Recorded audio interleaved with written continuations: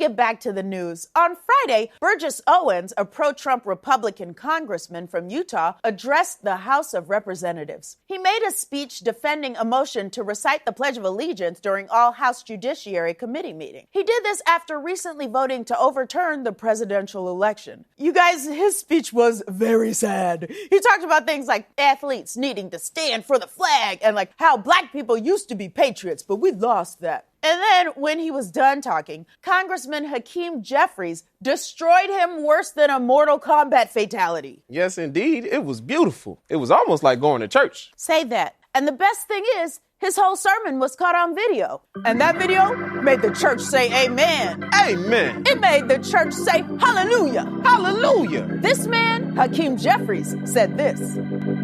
I was hoping to engage with the new distinguished gentleman from Utah as he sat here lecturing us about patriotism. Amen. And I was just going to ask him how he voted after a violent mob attacked the Capitol to hunt down members of Congress. Amen. To hang Mike Pence. Ooh. To assassinate Nancy Pelosi. And you want to sit here and lecture us about patriotism? Lecturing us on your first day. Do you really want to do that?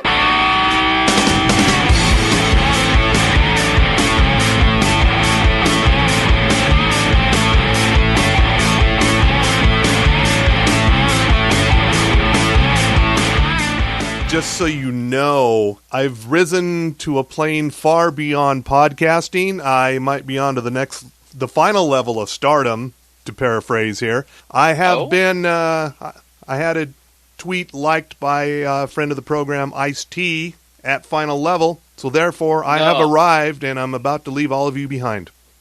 Oh, even me? Well, you might be able to drag along on my coattails here. We'll see. But it happened happened last week. Ice-T, somebody had tweeted something about Tank Girl, and Ice-T liked it and commented on it. And I commented on this whole thing saying the 90s were boom years for Ice-T at final level in movie Dreadlocks. And he liked that, and he should like that because it's true. If you go back and look at any movie Ice-T did in the 90s, most of the time he's going to be wearing fake dreadlocks. Huh. Even, well, yeah, New Jack City. Yeah, pretty much all of... okay, I'm not going to say all of them, because like I can't remember all of Ice-T's movies from the 90s, but most of the higher profile ones, yeah, he's wearing dreadlocks. Yeah, that is weird. Now that you think about it. Now I'm going from Johnny Mnemonic to New Jack City to... what was the other one? Tank Girl. Tank Girl, yes. Fucking hell, you're right. He was in dreads. There could be more of them out there too. Yeah. What was he like the pre-Snoop Lion of his generation? Maybe. I think that was a thing back then where a movie producer was like, well, we have a black guy, but let's put him in dreadlocks. So it was a common theme back then. You can go back and see like some Mario Van Peebles movies from back then, and a lot of those movies, it just instantaneously, put him in dreadlocks. Don't know why. Makes no fucking sense. Well, it's like they had to Rasta it up, just like we have to Rasta up, man, on our Irie on another TV 10 podcast. I'm Slim Barbados here. And I am Bill Frost, not culturally appropriating. No, of course not, man. Welcome to Black History Month. Oh, good God. If Dr. White hears this, I can't wait for the response. We can't afford to lose. We can't afford to lose one listener, so knock it off. All right. I'm done with that anyway, even though Hermes Conrad is the best character of all time. I will state that for the record. Okay. But it's only appropriate that as we go off Rasta Chat and move into our sponsor, Outlaw Distillery, it's their rum. Well, very well done there. What a pivot. Yeah. Well, unfortunately, it's all the liquor has pivoted away from me. I've been blockaded off in this pandemic times. I can't reach it. I can't reach our sponsors, but somehow somehow they're reaching you for some reason, Mr. Frost. Why is that? Got me. It just must be that iced tea connection. I got friends in high places now. All right, and you were just telling me as we were exiting the green room into the Outlaw as you were entering the Outlaw Studios. Yes. You're having the rum and coke. Of course, yeah. It's a Valentine's Day favorite. By the way, we're recording on Valentine's Day here at episode number 035. What? 0354. Yeah. Yeah. Something weird happened with last week's episode. Yeah. Wait. What happened with last week's episode? We recorded. I was still sober because. It comes to the listening platforms. For some reason, it goes up on YouTube as a videoless audio thing. It just goes directly there. It usually doesn't get a lot of traction there. For some reason, last week, whole lot of people listen to that one on YouTube, but fewer people listen to it on the other platforms. It all evened out to the same amount of listens, but it's just kind of what the fuck happened there. That's very interesting. I have no explanation, and I'm not even going to question it. I just want to address our listener email. This is from Ted. Oh yes. Let me dive into our listener bags here. No, I got it right here. I got it open here, and he says he's going to give Clarice on CBS a few more tries, but if other episodes are just as lame as its debut, I'm out. Man, do I miss Hannibal. I'm with you there on all of that. The first episode of Clarice, it was okay, but it kind of, the actress, she's Australian, but she nailed the Southern accent pretty well. Yeah, but the accent should go in and out. You're not being a full Jodie Foster here. You're not she's doing it too well. Award. She's doing it too well and too consistently, is what you're saying. Stop it. Yeah, it was an okay episode, but I can see it going to be just another cop show. Great. The only question is when's Mads Mikkelsen going to be making his debut? I don't think he'll be showing up though. And the other cop show to go off on the CBS cop show tangent here, The Equalizer. Mm-hmm. Not bad. Okay. I like the first episode. Queen Latifah is fucking Queen Latifah. She can do anything. She nails pretty much any role you give her. Even though it's ladies first. Yeah, she's basically being Queen Latifah, and she's fucking great at it. So no question there. But I'm really here for Adam Goldberg and Liza Lapira. He's a hacker. She's a badass, and I think that was some inspired casting to have those two in there, and I like it, and I'm gonna keep watching until it turns into another cop show. Then I'm out. What's the show again? The Equalizer. Okay. Again, just the words Adam Goldberg. I'm going, huh? No, Adam Goldberg, underrated player, and got a lot of viewers because it was after the Super Bowl. That thing, yeah. It did pretty well. To drop. Yeah, it did pretty. Yeah, I'm guessing tonight's episode, as we're recording live on air, will not have near the same level of viewership as it did after the Super Bowl, but I think it'll do okay because it's CBS. Well, the most important thing is after the Super Bowl. I can only speak for you. Lately, I can't because my liver's dry as a bone these days. But we can at least hold our liquor. Tom Brady. He's sloppy as fuck. Yeah, and drunk Tom Brady made an appearance on Saturday Night Live. Yeah. Oh, and for the record, what the fuck is avocado tequila? Got me. Can somebody explain that? Got me. If we get one on board as a sponsor, I will sing its praises. But until then, I have no fucking idea what avocado tequila is. Neither do I, and also, ew. That's all I'm going to say on the subject. But yeah, Drunken Tom Brady on Weekend Update, just hilarious. But it just seemed a little bit more subdued, maybe because of something that's been going on in the news. I don't know. I don't know, maybe, yeah. But things are looking up this week. Tuesday. Oh, yeah. Tuesday is the arrival. It's finally here. Young Rock on NBC. Oh, yes. Okay. And have you seen some snippets of the show? I have, but I didn't know this angle. It starts as The Rock looking backwards from the year 2032 as he's mounting a presidential campaign. Of course he is. Yes. Of course he is. So that's the starting point, and then it's looking back on the life of young Rock from coming from a wrestling family to playing the football to getting into wrestling in himself and then acting and all that. So so look forward to in the year 2032 President Rock. Mm-hmm. Okay. Well, would it be President The Rock? President The Rock? Yeah, it's kind of don't think it quite works, but we got plenty of time. We have a few years to figure that out. It'll be okay. Right. And well, also, is this going to be like after the Civil War ends? Is that what? Possibly. What's gonna elevate him? Okay. Possibly, yeah.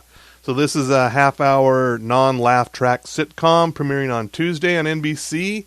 Okay, I'm already on board. Followed by the premiere of Kenan. Kenan from Saturday Night Live. I thought I heard you say that. But I'm still going. Huh? Yeah. What did he finally do to convince Lauren? I have no idea, but he plays. I don't know much about this show yet. I got to look into it. But Kenan, he plays a guy named Kenan. He's recently widowed, and he's the host of Atlanta's #2 morning show. Doesn't say what kind of morning show. I'm gonna guess TV, radio. I don't know. I have to delve into it further. But he has some sort of morning show, and it's #2. And his father-in-law is Don Johnson. Say that again. Don Johnson is his father-in-law. Oh! As in from Miami Vice. Yeah, that Don Johnson. Okay, I'm on board. Keep going. Yeah. And so it's basically Kenan adjusting to his life as a single parent, blah, blah, blah, and getting over the loss of his wife, blah, blah, blah, and some comic relief from Don Johnson and various other people in here. And, yeah, don't know what to think about this yet. Gonna have to wait and see. Well, as soon as you said he's on a morning radio show, my first instinct was, okay, Martin Lawrence is going to sue for this plot somehow. Yeah. But then, as soon as you said Don Johnson, I have to pause and go, all right, let's see what this happens. Bigger question, will his father be played by Philip Michael Thomas? It's just only natural. That would be he's some not doing anything. That would be some hella stunt casting if they could pull it off. Come on, you want to see that. Oh yeah, I absolutely want to see this. And yeah, we'll see how this one goes. I also need to find out if he's a radio guy or a TV guy. Yeah, it could doesn't really say. That's the weird thing. Make a bit of a difference here. And I don't know anyone who's listening in our audience is a subscriber to Discovery Plus, the yet another new streaming service that debuted a few weeks ago. It's got all things TLC and HGTV and Investigation Discovery. It's basically all your murder and house hunting shows. Right, and they had to go with Discovery Plus because Basic White Bitch Channel wouldn't have made it. No, So, but they do have a show on there. It is hosted by Dan Levy and Natasha Leggero, and what? yeah, it's called House Hunters: Comedians on Couches Unfiltered, and it's Dan Levy and Natasha Leggero making fun of House Hunter episodes. Oh, when the couples come in and go, "I'm a ferret wrangler, and I host a podcast about cheese curdles. Our budget is $1 million." right. Yeah, that kind of thing. Or they're along the lines of, yes, me and my wife got married because we had no other options and the sex is joyless. So rather than try to focus on bettering ourselves and really communicating, we're going to shop in this Tony district in the Beverly Hills area. Our budget's $300,000. Oh, God. That was oddly specific. Yeah. It tends to be played a bit where I live in these pandemic times. All right. Oh, God save me. So your cardboard box has not been gentrified yet. Any day now. Any day. Wejo is a growing developmental community. So I've heard, yeah. Yeah. Also, coming up on Friday, it's the Season 2 premiere For All Mankind on Apple TV+. You may not think you have Apple TV+, but if you'd bought an Apple product within the last year or so, you've probably had it for free for a while and not even known it. Just like anything else with Apple, I play music and then, where the fuck did this U2 album come from? Yes. I am offended. Yeah, something like that. So For All Mankind is about the 60s space race. It's a drama, and it's produced by Ronald D. Moore, he of Outlander and Battlestar Galactica. So it's not a bad series, actually. Well, to clarify, though, because I think we've talked about this before, For All Mankind is more of a alternate reality take of the space it's race. one where it's one where the Russians got to the moon before the U.S. did. Right. Yeah. And now the USOA is scrambling to get back on top because Russians. That's right. Yeah. Just like now. Yeah. Wait a minute. Oh, we're being too specific and political here. Oh, Can't have that. I don't know. We're going to trigger an algorithm. Saturday Night Live. This is a quick turnaround. This is an example of a show coming in hot and launching a new star. I don't even know how to pronounce his name. Regé Jean Page. I'm sure I'm butchering that name. He is from Bridgerton, the Netflix series that everybody's girlfriends and wives are watching. Oh, God. Yeah. Well, I haven't watched it's not it. a murder podcast, so I'll live with it. Yeah. With musical guest Bad Bunny. Okay, that's where I'm going to have a problem with that. But I'm saving that for sports news. So. Okay, all right. And Sunday, the Golden Globe Awards are hitting. I'm not sure how they're going to pull it off. I'm sure it's probably going to be an all or at least mostly virtual kind of deal as usual. Mm-hmm. And I believe this is the one where Tina Fey and Amy Poehler are hosting again, but on opposite sides of the country, different time zones. The only question I have is Ricky Gervais going to sneak his way in? No. Oh, come on. He needs to promote Afterlife second season. Really? Or the third. Really? Okay. Well, maybe not, but why not? He's got fuck all to do. Yeah, I'll investigate that one further. Maybe he'll show up. That would be actually kind of funny. Only just if they did a couple of Amy and Tina Fey just go double team him. Wait, yes, that came out wrong. No. So. And also on Sunday night, the 21st, it's a new docu-series from HBO, Allen versus Farrow. What? Woody Allen versus Mia Farrow. Oh, fuck. Oh, yeah. So that one's going to be all kinds of juicy. Well, yeah. Maybe rephrase that one. No. Because, ew. Ew. Gross. No. Yeah. No, I don't want to think about existential Jewish coitus. It's just not going to work here. Yeah. And, I don't know, sad news? Maybe. Why are you saying that with a little? Snooki, like you're asking a question mark? Snooki has the Rona, so I don't know how we feel about that. Oh, no. You misread that. Let me refeed you the teletype here. It's supposed to read, Snooki has the Rona. Yeah. See, there's the difference. Now it's upbeat. Yeah, and we won't turn this into a podcast where we berate celebrities for catching coronavirus. We'll leave that up to other people. Well, you can. Me, I'm all for this. I'm all for the right people getting the Rona. And I think I just found the title for our episode. Well, the right people get the Rona. And Dave Chappelle's doing better now, and he's back. He's back to doing that residency in Austin, so he's fine. And he basically said, "Fuck all y'all." Well, he was more succinct about that on Netflix as a joke. It's a subscriber page on YouTube. Mm-hmm. And he also had a big announcement that Chappelle Show, he got the license back. Yeah, so not only is it back on Netflix, he's actually getting paid for it. So that I think that's the big win. That's the one we'll cheer on. So you got all that money back, and maybe you don't need to do a residency at Stubbs in Austin. Yeah, you can just kind of back off that for a while. Just saying. But hey, Dave, you do you. Okay, that's totally fine. Yeah, we're cool with you, Dave. You are the Chappelle show with the most. Yeah. And I don't know. Have you seen this trailer for the Justice League? I got it right. Zack Snyder's Justice League, Snyder Cut. We have an appearance by Jared Leto as the Joker, a very different kind of Joker. Oh, okay. We live in a society. So, is it actually good, or it's really hard to tell from this. I don't think it's even a minute long. It's a very short trailer, the one I saw, and Jared Leto shows up for like a few seconds at the end. And I didn't see a whole lot of new footage in this thing, because I guess there wasn't a whole lot of new footage filmed compared to what was left to piece together.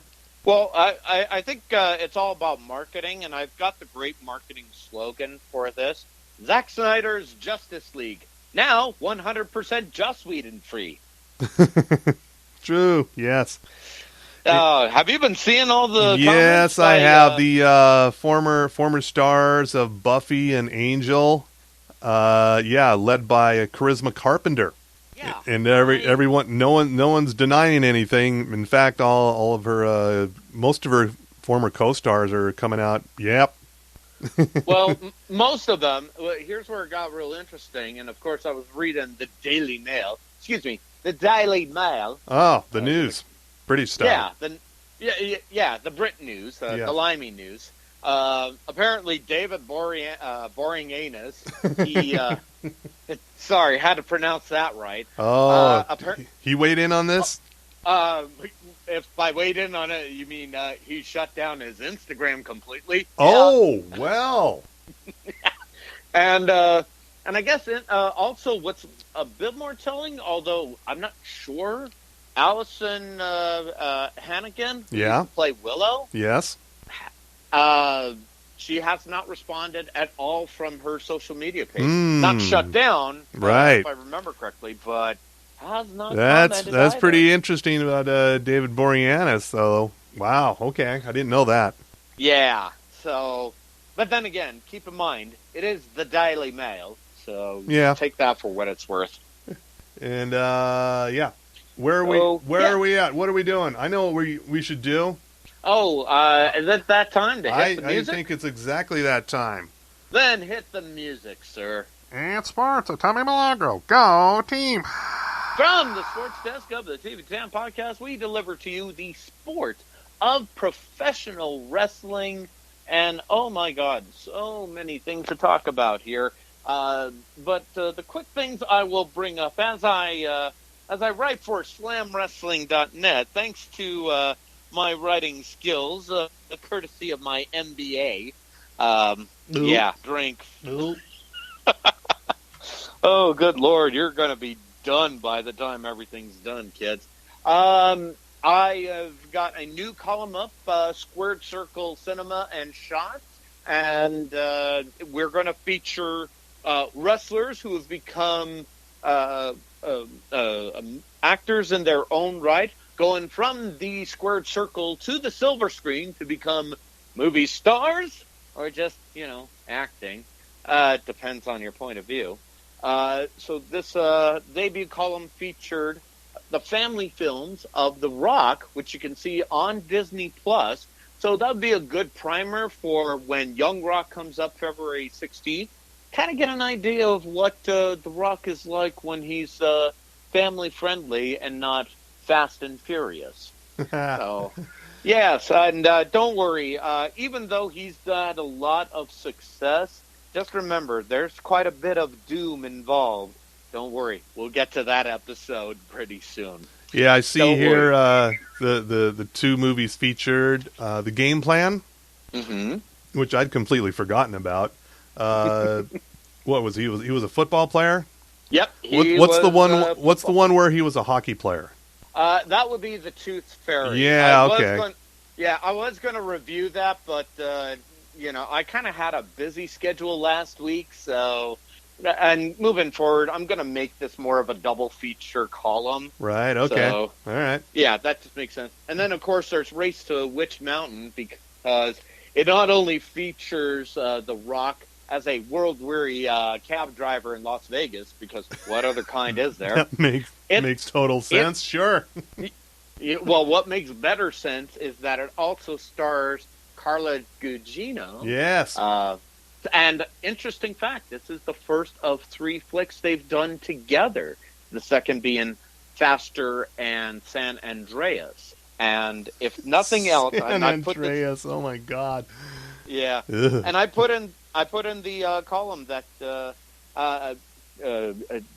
Carla Gugino is a screen goddess. Yes. Fight me on this. It's totally true.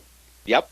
So get a read on that on slamwrestling.net. But let's get to some other news. Starting with AEW, over the weekend on AEW Dynamite had some very interesting developments. So Sammy Guevara of the Impact Circle is no more. He decided to quit the supergroup and is making his way out of the inner circle and out of AEW. And it was also reported that currently AEW and Impact Wrestling have some sort of a working arrangement. Sammy Guevara was reportedly going to be involved in a storyline with Impact Wrestling, but decided to nix that. And as of this writing here by our own bloodthirsty Bob Kapoor of SlamWrestling.net, apparently he decided to nix that storyline, and he was on his way over to Impact shooting location, but was told to return home. So he's in a bit of hot water there, kids. Okay. That can't be good. Also, speaking of being in hot water here, and this is where WWE gonna be in hot water. So apparently there is some reports. It hasn't been substantiated yet, but apparently there are some reports right now that the WWE has put on a freeze on any promotions and raises within the company. Meanwhile, back at the ranch, which kind of makes you wonder where their focus is.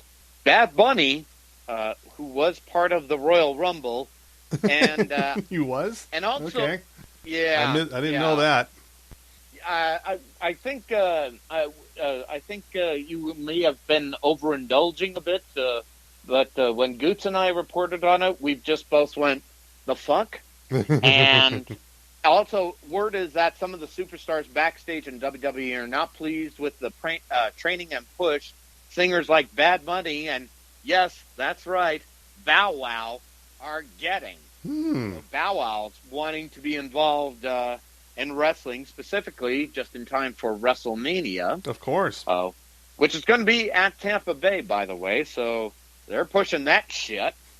And as to why we're even considering talking about Bad Bunny, well, apparently he's been pushing some merchandise. So again, according to the news and rumors section of Slam Wrestling, he has brought in $500,000 in sales for WWE Shop this year. Oh, then give him whatever he wants. Yeah, can't argue with that. Well, yeah, you can, but I'm just saying, can't argue too much. But the big stories right now are that over the weekend we had a couple of pay-per-views.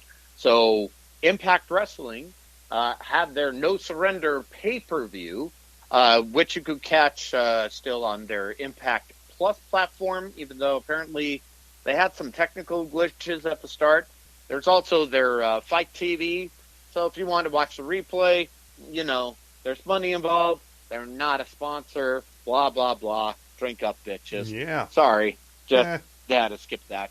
It's worth noting, though, that the main event featured the Impact Championship with champion Rich Swan versus Tommy Dreamer in what was hailed to be a great classic match and might possibly be Dreamer's last match as he's pushing 50 years old. So Yeah. what shakes up out of that is hard to say. As we're recording live on air, just as I stepped into the green room, WWE NXT had their takeover pay-per-view titled Vengeance Day because, Valentine's Day is just too cutesy-wootsy. Right. Got it. But it was just jam-packed with great matches from top to bottom. Not a bad match anywhere to be found. From Kushida challenging Johnny Gargano for the NXT North American Championship, which saw Gargano retain to new tag teams like the first ever women's Dusty Rhodes tag team winners in Ember Moon and Shotzi Blackheart. Also on the men's side, it was the new team of MSK, formerly the Rascals of Impact Wrestling, winning against the grizzled young veterans in the men's Dusty Rhodes tag team matchup. And then it was a great, it started as a great women's triple threat match between Toni Storm, Io Shirai, the champion, and Mercedes Martinez. There was supposed to be a backstage commentator booth spot that disintegrated at the touch, so oops. But still, Io Shirai retained.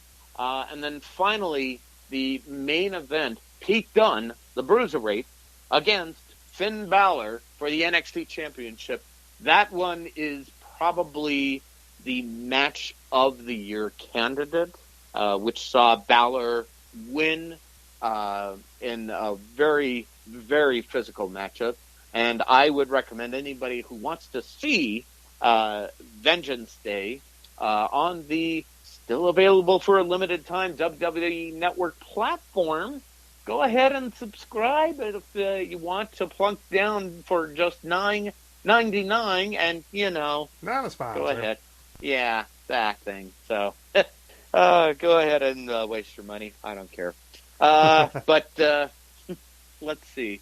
And I think I'm trying to see if there's anything else coming up here other than my interview with Gabby Tuft is going to be part of the new Slam Wrestling newsletter, which will be coming out this Tuesday at slamwrestling.net. Myself and my friend Professor Kilo Zamora at the University of Utah had a chance to interview Gabby as she is making her transition, literally and figuratively. Mm-hmm. It's very illuminating. I think it really is a great thing to check out. And at this point, I will say, however you handle wrestling in any way, shape, or form, as my friend Kilo said, wrestling, like gender, is fluid because it's sports. And Sparta, Tommy Milagro, go team. So, And we'll alert everyone via the socials when that drops. Oh yeah. It's going to be huge with an H. Yeah, we're going back to the H. Yeah. We have to do the H now. It's legal. All right. So. Before we get out of here, I watched 3 new movies this weekend. Good for you. What Yeah. did you see? Okay. The first one I saw, Barb and Star Go to Vista Del Mar, starring Kristen Wiig and Annie Mumulo. Oh, okay. I think I did see an ad for this. Yeah, this is from the Adam McKay, Will Ferrell production house, and it is. You remember when way back when Anchorman first showed up, and you're sitting in a theater watching Anchorman, going, "Is this really happening? Are they really doing this shit?" And then it just kind of became the norm for a while, so you didn't really notice it when things were getting really bizarre. This is kind of a throwback to that, where you're just pretty much every minute you're thinking, oh, they're really going there. They're really doing this. It's just fucking weird. It's about a couple of small town Midwestern friends who go to Vista Del Mar, and I believe it's in Florida. Maybe it's a real place. Basically, they decide, okay, we're finally going to shake things up, get out of our small town, and go take a vacation. And but also, Kristen Wiig, as another character, is plotting the destruction of Vista Del Mar as a very Dr. Evil in a very strange wig character. And her emissary to deliver the destruction is Jamie Dornan. He of 50 Shades of Grey and various other things. He's he's usually playing a very proper British guy, or in the case of everyone's seen him playing a serial killer. But here he's finally showing off some comic chops. He's very funny. He's doing some singing and dancing and some funny. And also in here is Damon Wayans Jr., Ian Gomez, Whitney McLevin-Covey, Vanessa Bayer. A lot of people in this. It's fucking bizarre. And you will not guess where it's going from minute to minute. It's fucking weird, but it's a fun watch. I'd recommend it. You can't turn away from that. No, the other one I saw on the different end of the spectrum, Willy's Wonderland. Okay, I'm worried about the title. Nicolas Cage. Oh, fuck. This is one of 12 movies he made last month or whatever. He's a quiet loner cruising through his remote town in the south. His car breaks down, and the local one of the locals says, "Okay, I'll fix your car, but I got this amusement joint over here, Willy's Wonderland. Need some cleaning up so I can open it up and get the kids in here." And apparently it was a scene of some bizarre satanic rituals and murders in the years past. But hey, go in there, clean it up for me, spend the night. I'll lock you in. And, if you do the job, you can come out tomorrow and you can be on your way. Thing is, no one ever makes it out. You know why? My only because there's been a lot of murders. The animatronic mascots inside, the animatronic animal mascots, are possessed by Satan, and therefore they're very murdery. Okay. This is fucking hysterical. This is and notable about this is Nick Cage has not one line of dialogue. Are you kidding me? Doesn't speak once. He grunts here and there, but not a single line of dialogue from Nick Cage in this whole movie. And it's a gory splat fest, and I also recommend this movie. Okay. You got me at no dialogue Cage. So yeah. I never thought I'd say those words and be intrigued by that. Yeah, so just imagine Nicolas Cage beating the shit out of the Jamboree Country Bears or whatever those were called down in Disneyland. I'm trying to remember Nicolas Cage when he had prestige and money, but I guess tax problems will do that to a person. Hey, he's cranking out fine content like this. I don't see a problem here. Are you convincing me or yourself? I don't know. The tagline on the poster is 2020 isn't over yet, kids. Okay, I got to see this. Where can we find that cinema verity? Both Barb and Star go to Vista Del Mar, and Willy's Wonderland are video on demand. So wherever you you pay for your new release movies, or you can wait for it to show up on the Netflix or the Prime Video or whatever. I got one more here. Okay. This is called Breaking News in Yuba County. Oh, I love the title. Check out the fucking cast on this one. Allison Janney, Awkwafina, Ellen Barkin, Jimmy Simpson, Juliette Lewis, Matthew Modine, Mila Kunis, Regina Hall, Samira Wiley. For fuck's sake! That's a lot of goddamn people in a very under the radar movie. Allison Janney plays a unhappy suburban housewife, and her husband, she catches her husband Matthew Modine, who is works at a local bank. He's been laundering money for Awkwafina and Clifton Collins Jr. So Awkwafina and Clifton Collins Jr. are kind of the low rent thugs in this thing, doing money laundering through this guy's bank. And Allison Janney catches him fucking somebody in a motel room. He has a heart attack, and he dead.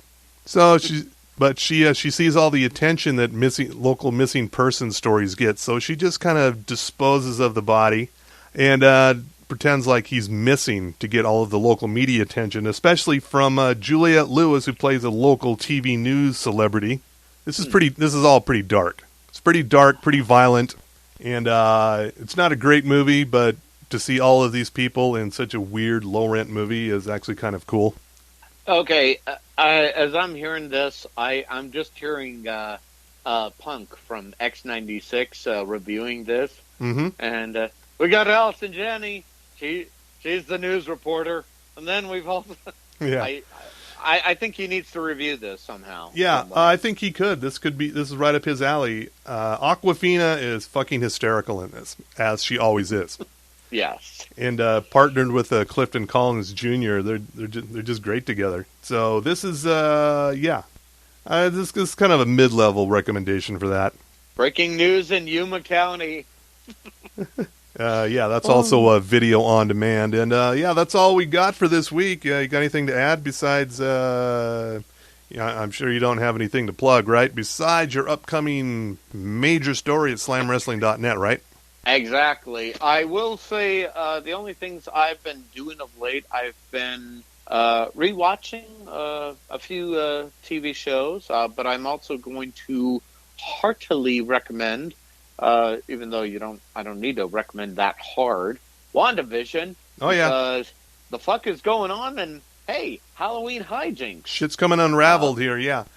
Today, there was, as always, there's always Marvel movies on some cable channel. And so I was reading a few articles trying to figure out the timeline of Marvel movies and how they all fit together. And I found one. I'll have to look it up and post it on the socials. It also included all of the TV shows. So it included Agents of S.H.I.E.L.D. It included Agent Carter. Also included the Netflix Daredevil, Luke Cage, Jessica Jones, all those. Included right. all of those in the, here's how they all fit together. And but there was some speculation of they didn't quite place WandaVision yet. And I think if they do an update on that article, they'll place WandaVision somewhere in the timeline there. Interesting. So it was a pretty good article. It's still confusing though. I mean, the movies were enough to confuse your timeline. Then you start throwing the TV shows in there and how they relate to the movies. It's like, oh my god, this is a bit much. My favorite meme over the weekend was, and it had the tagline, Marvel Cinematic Universe fans going, WandaVision is really weird. And then down at the bottom, it had a laughing Leonardo DiCaprio with the tagline. Meanwhile, David Lynch fans from Twin Peaks. Yeah. That's about accurate. Yes. And, so we want to thank Outlaw Distillery for the rum in the Rum and Coke here, and also our other fine sponsors.